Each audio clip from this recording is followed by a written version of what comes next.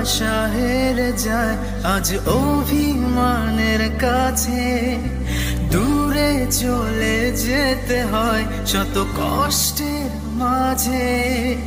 এভাবেই কি থেমে যায় সম্পর্কের বাঁধন, ছিঁড়ে যায়